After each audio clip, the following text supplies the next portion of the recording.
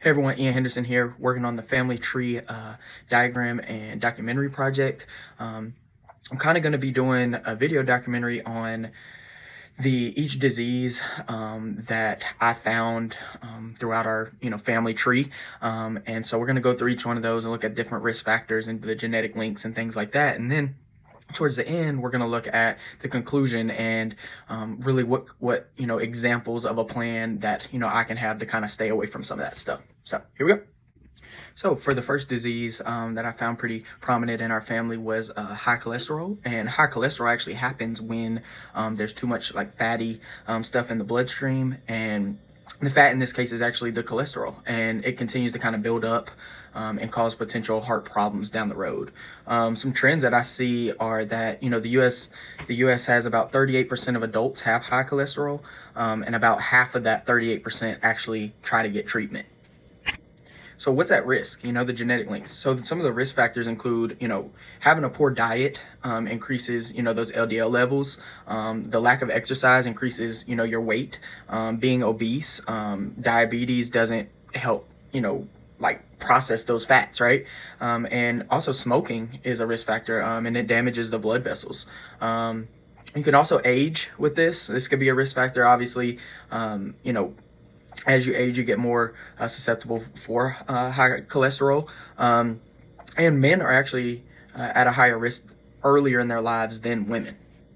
So some of the genetic links we see are something that's inherited. Hypercholesteremia is where the mutations of genes, in the mutation of genes, the LDL levels that we just talked about are actually controlled. And this is kind of why you can have high cholesterol at those younger ages, even if you're very active and you have the complete opposite lifestyle. In that case. So, and when you look at the environmental side of it, it really is what you control. What do you eat? How much do you get that exercise?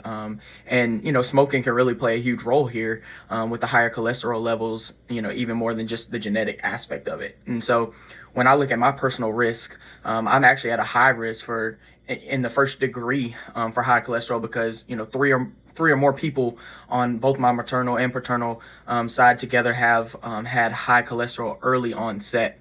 I ended up with high cholesterol, as you see on the diagram, when I was 16. Not anymore, but I did have it at an early age. And so some of the risk reduction that can happen is, maintaining a heart healthy diet, maintaining that physical activity needed, maintaining the healthy weight, and say no to smoking. And then lastly, make sure I get blood work done so I can know where I'm at in that process.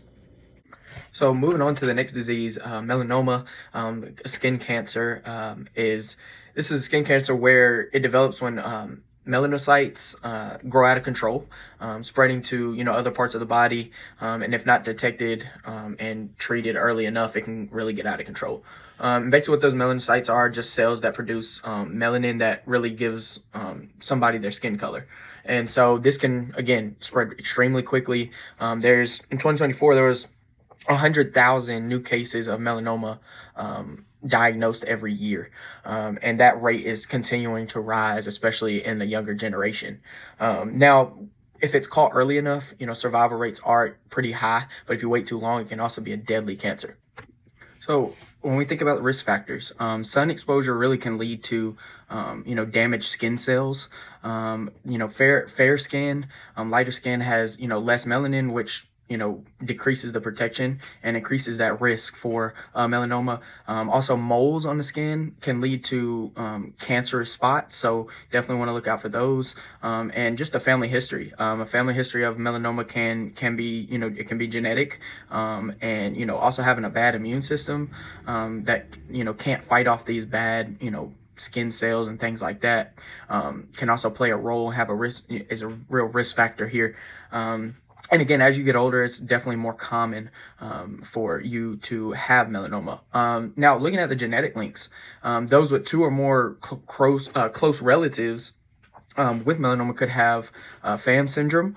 They could also inherit mutations in the genes again that include two things. It's one of them CDKN2A and BRAF, and both of these can lead to familial melanoma. And when we look at the environmental things, it really, again, is how much exposure you're getting to that UV and the sun, and how much exposure you're taking in, especially early on in your life if you're continuing to get sunburned. When we look at my personal risk level, I'm first degree high risk here as well, with my dad having late onset, and 2 other from the same paternal side being affected by the late onset of melanoma. So that's a total of 3 affected on the same side. So some of the risk reduction things is obviously using sun protection, whether that's sunscreen, the protective clothing, hats, sunglasses, and not utilizing tanning beds, obviously, and use the ABCDE method really when analyzing yourself. Schedule those yearly checkups with the dermatologist really would help in this process, just to, again, see where you're at. So moving on to the last disease, actually labeled the silent killer, is hypertension, which is high blood pressure. And this is what happens when blood is rushing and it's pushing against the artery walls at an extremely high rate. This forces the heart to really work a lot harder, and can cause the arteries to have a lot of damage. In 2024, 1 in 2 adults, about 50% of adults, have hypertension. So moving on to the risk factors. Some risk factors include obesity. Obesity makes the heart work a lot harder, just like we were talking about. Also, diets that are really high in salt.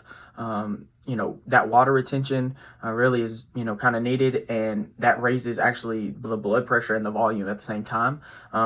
Being physically inactive is very crucial too. That can affect the metabolism and also weaken the heart at the same time. Again, smoking and alcohol is really bad for the blood vessels. It can damage them.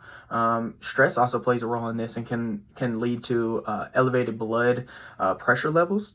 And then again, age is a factor, as one ages, but it's also more likely in males at younger ages again. And so some genetic links we see are, genes that involve like salt sensitivity, kidney function, vascular resistance actually plays a role in this as well.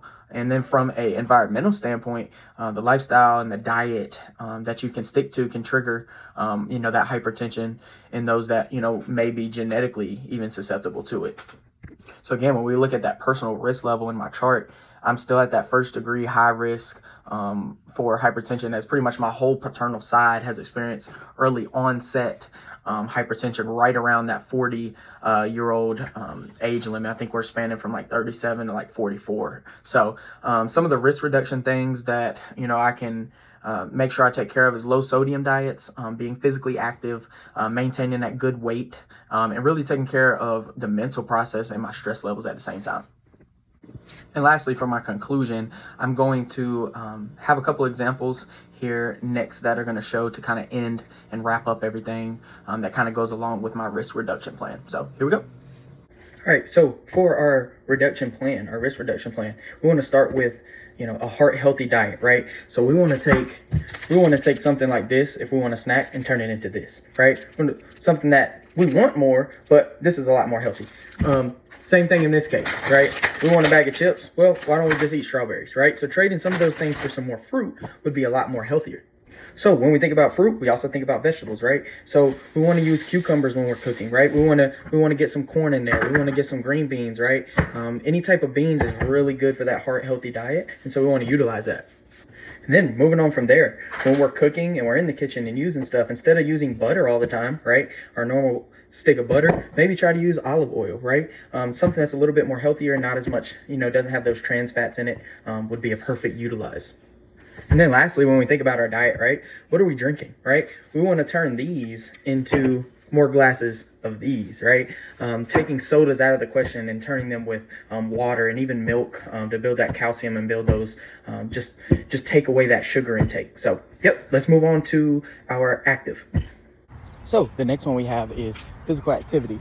And what a better way to do it on a day like today, where you wake up and it's raining, you don't feel like doing anything, and you still need to get your physical activity in. Your mind's telling you that you don't want to go outside, but your body's telling you that you probably should still.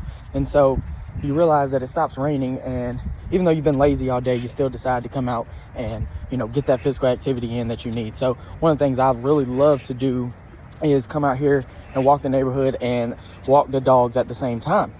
So I love walking my dogs. They are great to walk with. They're great to run with too.